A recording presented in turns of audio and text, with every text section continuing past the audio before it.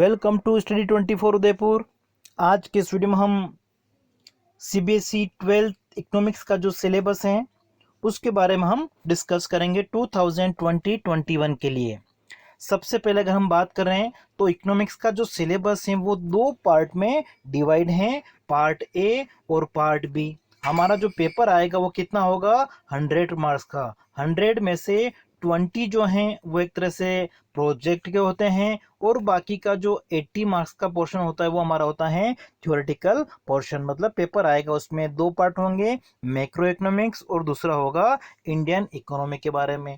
जो macro economics होगा वो होगा 40 मार्क्स का और जो इंडियन इकोनॉमिक डेवलपमेंट है हमारा इंडियन इकोनॉमी के बारे में वो भी होगा 40 मार्क्स का। इस तरीके से दोनों मिला के 80 मार्क्स का हमारा पेपर होगा और 20 मार्क्स जो होंगे वो होंगे प्रोजेक्ट के।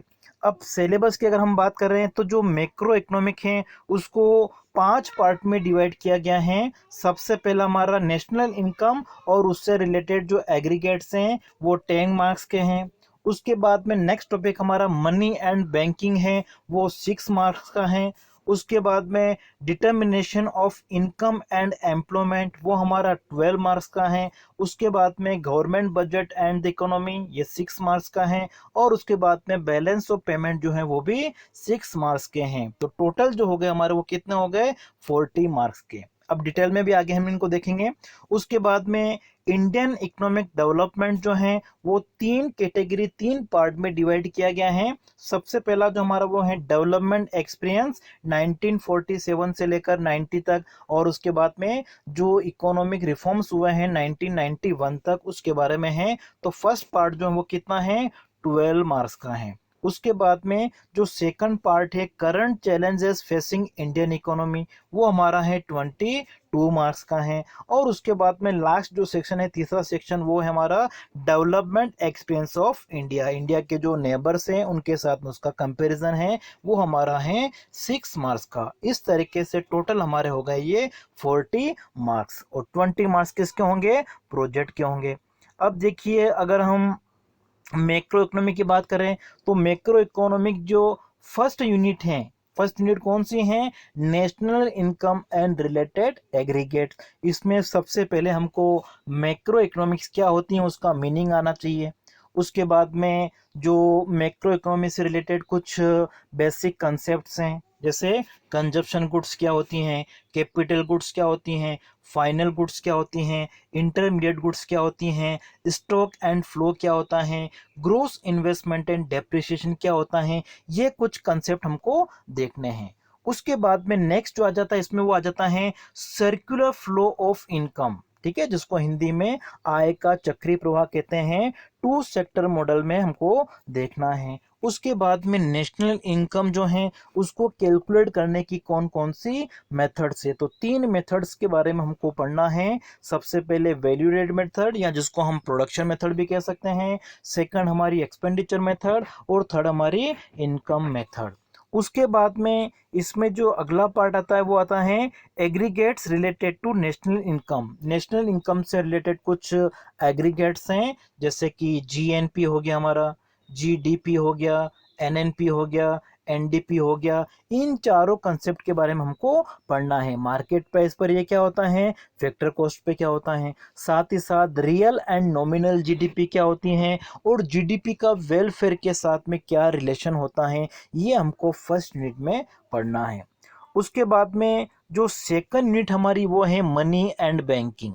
इस मनी एंड बैंकिंग में हम पढ़ेंगे मनी क्या होती है, उसका मीनिंग क्या है, मनी के कौन कौन से फंक्शंस होते हैं। उसके बाद में कमर्शियल बैंक जो होते हैं, कमर्शियल बैंक क्या होते हैं और उसके कौन कौन से फंक्शंस होते हैं। कमर्शियल बैंक जो होते हैं वो किस तरीके से क्रेडिट क्रिएशन करते हैं या मनी क्रिएशन करते हैं, तो money creation bye commercial banking system.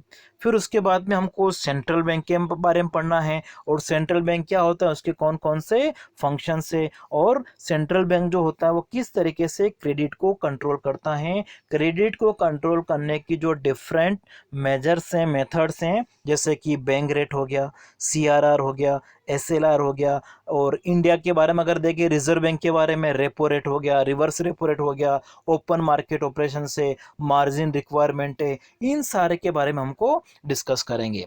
फिर उसके बाद में जो थर्ड यूनिट आता है वो है determination of income and employment, कि इनकम और एम्प्लॉयमेंट का डिटर्मिनेशन किस तरीके से होता है। तो इसके लिए सबसे पहले हम एग्रीगेट डिमांड और एग्रीगेट सप्लाई क्या होती हैं, उसके कौन कौन से कंपोनेंट्स होते हैं, फिर APC क्या होता है, MPC क्या होता है, फुल एम्प्लॉयमेंट और इनवॉलेंट्री एम्प्लॉयमेंट क्या होता है, उसके बारे में पढ़ेंगे।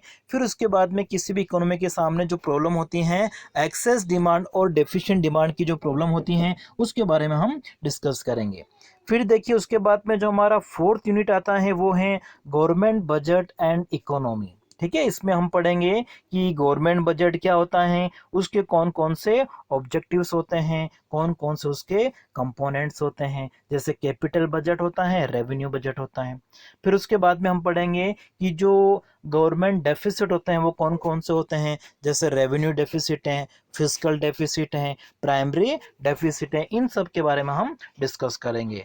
और देखिए हमारी जो पांचवी यूनिट आती है वो है बैलेंस ऑफ पेमेंट के बारे में। इसमें हम दो टॉपिक पढ़ेंगे, एक तो हमारा बैलेंस ऑफ पेमेंट क्या होता है, BOP।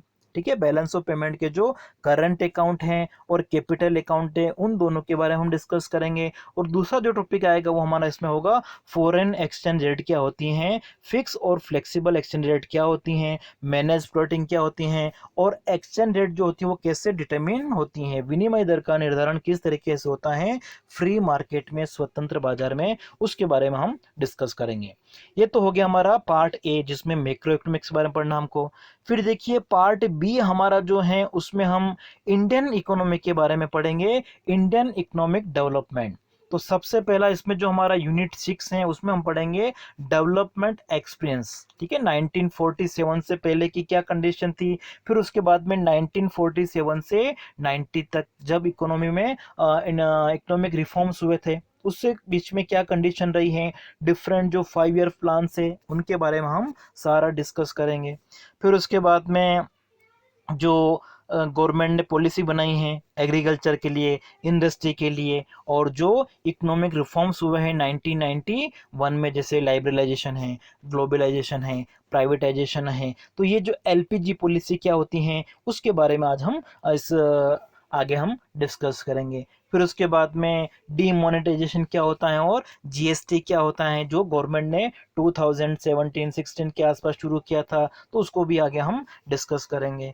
फिर नेक्स्ट यूनिट हमारी जो आती है यूनिट 7 है। ठीक है, यूनिट 7 में हमको पढ़ना है current challenges facing Indian economy. Indian economy के सामने करंट चैलेंजेस कौन कौन से हैं, जैसे पॉवर्टी हो गया, ह्यूमन कैपिटल फॉर्मेशन हो गया, रूरल डेवलपमेंट हो गया, एम्प्लॉयमेंट हो गया, यहाँ का इंफ्रास्ट्रक्चर किस तरीके का है, साथ ही साथ जो सस्टेनेबल डेवलपमेंट की प्रॉब्लम है वो क्या होती हैं, इन सब के बारे में हम यूनिट 7 में पढ़ेंगे। और लास्ट यूनिट फिर नेक्स्ट यूनिट 8 जो है उसमें है डेवलपमेंट एक्सपीरियंस ऑफ इंडिया, कि इंडिया के जो नेबर्स हैं स्पेशली कौन कौन से, पाकिस्तान और चाइना। तो पाकिस्तान और चाइना ने जो डेवलपमेंट के लिए पॉलिसी यूज़ की हैं उसका इंडिया की पॉलिसी के साथ में हम कंपैरिजन करेंगे। और दोनों के बीच में, जैसे कि इंडिया और चाइना के बीच में, इंडिया और पाकिस्तान की जो पॉलिसीज़ हैं डेवलपमेंट से रिलेटेड, उनमें कंपैरिजन मतलब कौन कौन सी सिमिलरिटीज़ हैं, कौन कौन सी असमानताएं हैं, इन सबको हम डिस्कस करेंगे। ठीक है, ये हमारा लास्ट यूनिट होगा। तो इस तरीके से हमको दो बुक्स पढ़नी है, मैक्रो इकोनॉमिक्स और इंडियन इकोनॉमिक के बारे में। तो इतना हमारा सिलेबस है। अगले वीडियो में हम देखेंगे कि जो हमारा पेपर होता है वो किस पैटर्न का होता है, उसके बारे में हम डिस्कस करेंगे। और ये सारे जो टॉपिक हैं इससे रिलेटेड हमने कुछ वीडियो बना चुका हूँ, और कुछ वीडियो जो हैं ये पूरा जो सिलेबस कवर करेगा, कुछ वीडियो अब बनाऊंगा, उसका लिंक अगर आपको चाहिए तो इसके डिस्क्रिप्शन में आपको मिल जाएगा, वहाँ से आप ये सारे वीडियो देख सकते हैं। या फिर आप सर्च कीजिए Study24 उदयपुर, उसमें प्ले लिस्ट में जाइए, प्ले लिस्ट में अलग से मैंने फोल्डर बना रखा है 12th इकोनॉमिक्स का जो सिलेबस है, उसमें कौन कौन से टॉपिक के कौन कौन से वीडियो बन चुके हैं वो आपको सारे मिल जाएंगे, और कुछ जो बाकी हैं वो आगामी दिनों में मैं आपके लिए बना दूंगा।